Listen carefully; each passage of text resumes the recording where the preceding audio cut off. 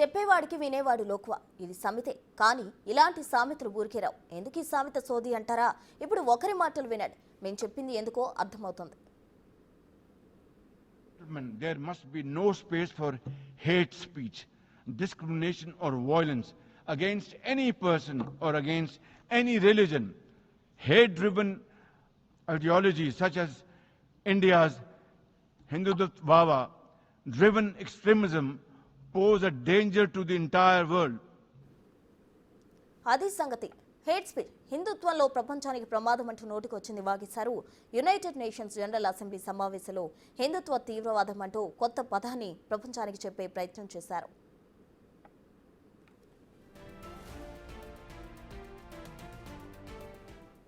కొంచెమైనా బుర్రుండున్నా లేకపోతే ఆయన ముందు కూర్చున్న వాళ్ళు అసలు అమాయకులు కాదు అని తెలిసినా ఇలాంటి వ్యాఖ్యలు చేసేందుకు ధైర్యం చేయకుండా ఉండేవారు షరీఫ్.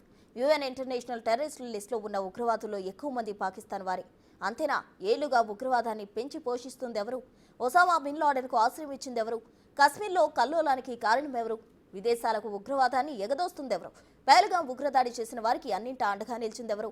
వీటన్నిటి సమాధానమైన దేశానికి ప్రధానిగా ఉండి వీటిని కట్టడి చేయకుండా ఇప్పుడు కల్లబోలి మాటలు చెప్పారు షహబాజ్.